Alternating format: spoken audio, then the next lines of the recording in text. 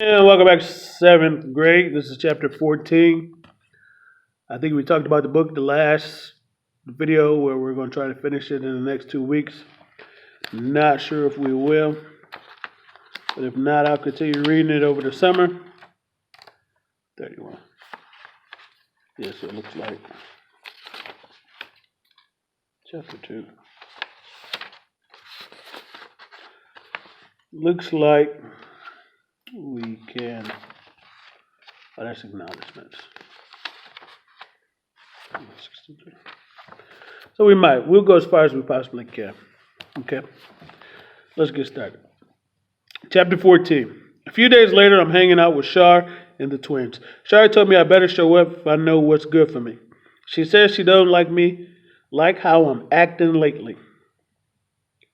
Forgetting to do her homework, giving her too much lip. She's right. I'm pushing my luck with her. But maybe I can learn to hang with Shar and get along with her too. Fighting her ain't no use. Look where it got me last time, in the lunchroom. I'm tired of working in the school office. It's been a few weeks now, and I'm still bored stiff. I want to have some fun, so at the fifth period, instead of going to the office to work, I head to the lockers with Shar, Raina, and Ray's. And who do we run into? Well, Miss Saunders, who's on hard duty. The first thing Miss Saunders does is ask me how work is coming in the office.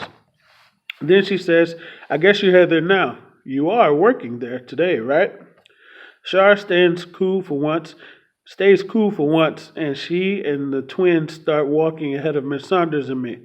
I'm on my way, I say, turning back around and walking up the hall towards the office.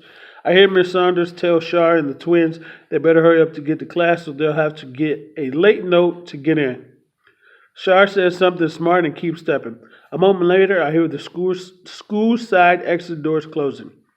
Miss Saunders walks me to the office like I'm some baby. She's dressed to the nines, like usual. She's got on gold hoop earrings with dolphins jumping through them, and she's making small talk and asking how I am, asking if I read her latest assignment.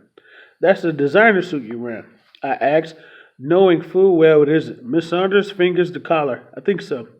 You think so? Don't you know? Yes, it is, Malika, she says, kind of smart. Real teachers can't afford designer suits, I say before I really think about what I'm saying. I wore suits for my job at the agency. Suits are kind of like a uniform, I guess. My mom wears a uniform to work. What you got on ain't no uniform. Miss Saunders nods. I think if I was wearing my own clothes, I would feel like 2 cents next to her. But I'm in Shar stuff, so I'm holding my own. What are you doing here, Miss Saunders? At McClinton, I ask. While we walk, Miss Saunders stops every once in a while and picks up a gum wrapper or a soda can tab. I want to teach, she says, plain as day. Then how come you're not at Catholic school 10 blocks from here? Or one of those private schools downtown? Miss Saunders doesn't say nothing. She's just walking slow like I got all day. Teachers don't come here because they want to. They get dumped here because they goofed up someplace else, usually. Except Ty, maybe. But you know she's weird. She wanted to come to McClinton, I tell her.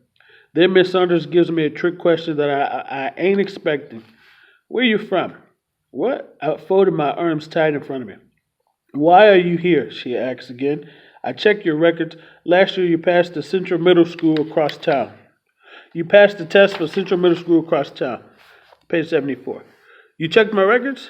I check all my students' records. In business, you always learn about your clients, who they are, what makes them tick. It helps you do your job better. It's the same with teaching. You know your clients. It bothers me that Miss Saunders knows all my business. You know about kids? You know about us as kids, but we don't know nothing about you, except where you're from, where you came from before you got here. That you like suits and jewelry and that you was born with that face. Miss Saunders says there's nothing much to know about her. She's single, she doesn't have any kids, she was working 18 hours a day and traveling the country all the time. When she turned 40, she didn't want to do it anymore. 6 months later, she found out about the school board's new plan for letting executives teach in the schools. You gave that up to come here? I asked, reaching down and picking up a broken pen. The business world can be very competitive, Miss Saunders says.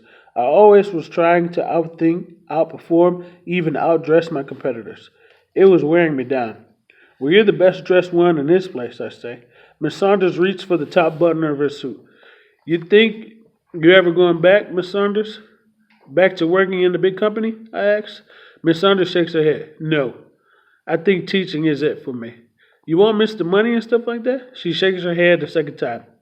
We turned the corner and I got into the office. Miss Saunders walks in, throws trash into the garbage can by the door, and keeps on going. It's the first time me and her have been together without things falling apart.